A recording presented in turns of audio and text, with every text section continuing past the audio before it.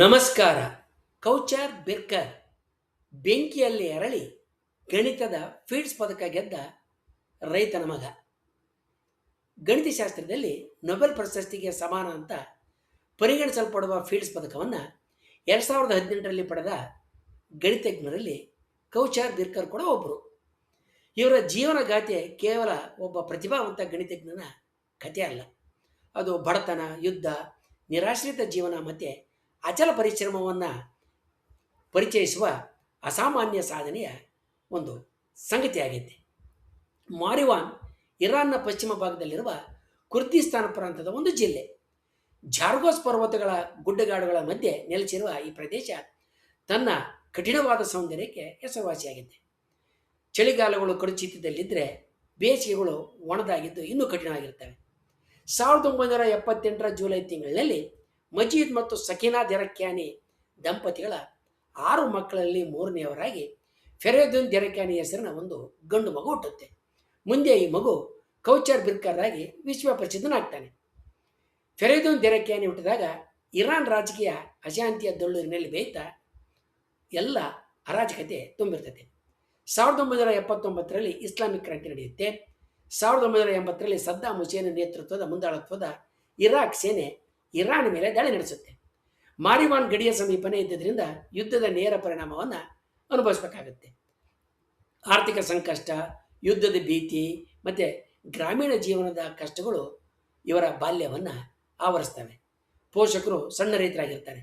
ಬಾಲ್ಯದಲ್ಲಿ ಹೊಲದಲ್ಲಿ ಕೆಲಸದಲ್ಲೂ ಕೂಡ ಭಾಗವಹಿಸ್ತಕ್ಕಂಥ ಸಂದರ್ಭ ಕೌಚಾರ್ ಬಿರ್ಕರ್ ಅವರಿಗೆ ಬರುತ್ತೆ. ಆದರೆ ಈ ಕಠಿಣ ಪರಿಸ್ಥಿತಿಯಲ್ಲೂ ಕೂಡ ಅವರಿಗೆ ಗಣಿತದ ಮೇಲೆ ಆಸಕ್ತಿ ಬೆಳೆಯುತ್ತೆ. ಅವರ ಹಿರಿಯ ಸಹೋದರ ಅವರಿಗೆ ಶಾಲೆಯಲ್ಲಿ ಕಲಿಯದ ಗಣಿತದ ಪರಿಕಲ್ಪನೆಗಳನ್ನು ಪರಿಚಯಿಸ್ತಾರೆ. ಸ್ಥಳೀಯ ಗ್ರಂಥಾಲಯದಿಂದ ಪುಸ್ತಕಗಳನ್ನು ತಂದು ಸ್ವತಃ ಓದುತ್ತಾ ಅವರು ತಮ್ಮ ಪ್ರತಿಭೆಯನ್ನು ಬೆಳೆಸ್ಕೊಳ್ತಾರೆ. ಕೌಚಾರ್ ಬಿರ್ಕರ್ ಯೂನಿವರ್ಸಿಟಿ ಆಫ್ ಟೆಹರಾನ್ನಲ್ಲಿ ಗಣಿತಶಾಸ್ತ್ರದ ಪದವಿಯನ್ನು ಪಡೀತಾರೆ.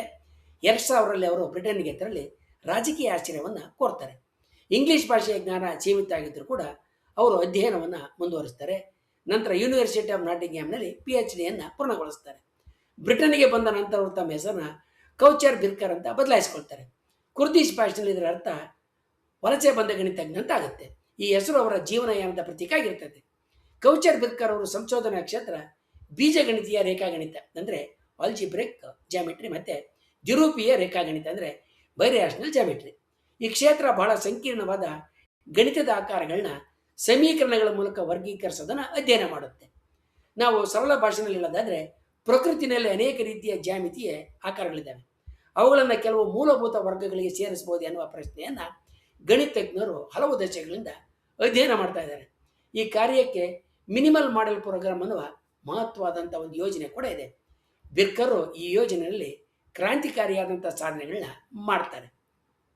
ಕೌಚಾರ್ ಬಿರ್ಕರ್ ವಿಶೇಷವಾಗಿ ಫಾನೋ ವೆರೈಟಿಗಳ ಸೀಮಿತತೆಯನ್ನು ಕುರಿತು ಮೂಲವಾದಂಥ ಸಮಸ್ಯೆಗಳನ್ನ ಪರಿಹರಿಸಿದ್ದಾರೆ. ಫಾನೋ ವೆರೈಟಿಗಳು ಏನು ಅನ್ನೋದನ್ನು ನಾವು ಮುಂದಿನ ಇನ್ನೊಂದು ವಿಡಿಯೋದಲ್ಲಿ ನೋಡೋಣ. ಹಾಗೆಯೇ ಮಿನಿಮಮ್ ಮಾಡೆಲ್ ಪ್ರೋಗ್ರಾಮ್ಗೆ ಹೊಸ ಅಡಿಪಾಯವನ್ನು ಒದಗಿಸ್ತಾರೆ.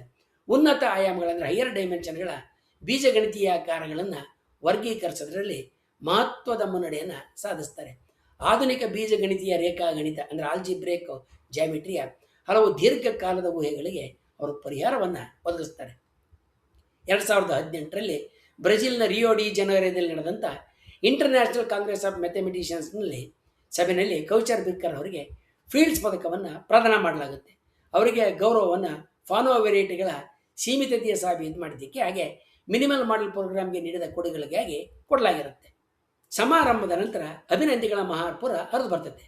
ಜನ ಅವ್ರ ಜೊತೆಗೆ ಕೈ ಕುಲ್ಕೋದಕ್ಕೆ, ಛಾಯಾಚಿತ್ರಗಳನ್ನು ತೆಗೆಸ್ಕೊಳ್ಳೋದಕ್ಕೆ ಮತ್ತು ವಿಶ್ವದ ಪ್ರಮುಖ ಗಣಿತಜ್ಞರನ್ನು ಭೇಟಿ ಮಾಡೋದಕ್ಕೆ ಮುಗಿಬೀಳುತ್ತಾರೆ. ಬಿರ್ಕರ್ ತಮ್ಮ ಪರ್ಸು, ಮೊಬೈಲು, ಫೋನು ಮತ್ತು ಹೊಸದಾಗಿ ಪಡೆದ 14 ಕ್ಯಾರೆಟ್ನ ಚಿನ್ನದಿಂದ ತಯಾರಾಗಿದ್ದ ಸುಮಾರು 169 ಗ್ರಾಂ ತೂಕ ಇದ್ದಂಥ ಫೀಲ್ಡ್ಸ್ ಪದಕವನ್ನು ಒಂದು ಬ್ರೀಫ್ ಕೇಸ್ನಲ್ಲಿಟ್ಟು ಪೆವೇಲಿಯನ್ನಲ್ಲಿದ್ದಂಥ ಮೇಜಿನ ಮೇಲೆ ಇಡ್ತಾರೆ. ನಂತರ ಸಹೋದ್ಯೋಗಿಗಳ ಅಭಿನಂದನೆಗಳಿಗೆ ಪ್ರತಿಕ್ರಿಯೆ ನೀಡೋದಕ್ಕೆ ತಿರುಗ್ತಾರೆ. ಬಹುಶಃ 1 ನಿಮಿಷ ಕೂಡ ಆಗಿರೋದಿಲ್ಲ. ಮತ್ತೆ ಹಿಂತಿರುಗಿ ನೋಡಿದಾಗ ಮೇಜು ಖಾಲಿಯಾಗಿರುತ್ತೆ, ಬ್ರೀಫ್ ಕೇಸು ಕಾಣೆಯಾಗಿರುತ್ತೆ. ತಕ್ಷಣ ಹುಡುಕಾಟ ಆರಂಭ ಆಗುತ್ತೆ. ಕೊನೆಗೆ ಬ್ರೀಫ್ ಕೇಸ್ ಹತ್ತಿರದ ಮತ್ತೊಂದು ಪೆವೇಲಿಯನ್ನಲ್ಲಿದ್ದಂಥ ಒಂದು ಬೆಂಚಿನ ಕೆಳಗೆ ಪತ್ತೆಯಾಗುತ್ತೆ.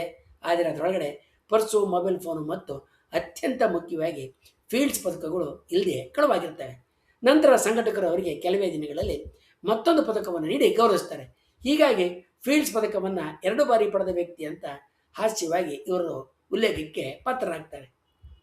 ಕೌಚರ್ ಬಿರ್ಕರ್ ಅವರು ಫೀಲ್ಡ್ಸ್ ಪದಕವನ್ನು ಪಡೆದ ನಂತರ ನನ್ನಂಥ ಒಬ್ಬ ಸಾಮಾನ್ಯ ಹಳ್ಳಿಯ ಹುಡುಗ ಈ ಹಂತಕ್ಕೆ ತಲುಪ್ತಾನೆ ಅಂತ ನಾನು ಯಾವತ್ತಿಗೂ ಊಹೆ ಮಾಡಿರಲಿಲ್ಲ. ಪ್ರಸ್ತುತ ಜಗತ್ತಿನಲ್ಲಿ ಯುದ್ಧ ಮತ್ತು ತಿಕ್ಕಾಟಗಳಿಂದ ತತ್ತರಿಸುತ್ತಿರುವ ಕೋಟ್ಯಾಂತರ ನಿರಾಶ್ರಿತ ಮಕ್ಕಳಿಗೆ ಮತ್ತು ನನ್ನ 40 ಮಿಲಿಯನ್ ಕುರ್ದಿಶ್ ಜನರಿಗೆ ಈ ಪ್ರಶಸ್ತಿ ಒಂದು ಸಣ್ಣ ಮುಗುಳಿಗೆಯನ್ನು ತರಲಿ ಅಂತ ನಾನು ಆಶಿಸ್ತೀನಿ ಅಂತ ಹೇಳ್ತಾರೆ. ಈ ಮಾತುಗಳು ಅವರ ಸಾಧನೆ, ವೈಯಕ್ತಿಕ ಜಯ ಮಾತ್ರ ಅಲ್ಲ, ಹಿಂದುಳಿದ ಮತ್ತು ಅವಕಾಶ ವಂಚಿತ ಸಮುದಾಯಗಳಿಗೆ ಸ್ಫೂರ್ತಿಯ ದೀಪ ಕೂಡ ಆಗೈತೆ.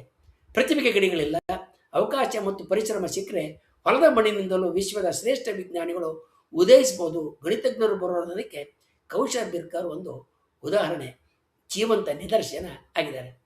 ಮುಂದಿನ ವಿಡಿಯೋದಲ್ಲಿ ಫೀಲ್ಡ್ಸ್ ಪದಕ ಗೆದ್ದ ಬಹಳ ಆಶ್ಚರ್ಯ ಸೋಜಿಗದ ಹಿನ್ನೆಲೆಯನ್ನು ಹೊಂದಿದ ಇತರ ಗಣಿತಜ್ಞರ ಬಗ್ಗೆ ತಿಳ್ಕೊಳ್ಳೋಣ.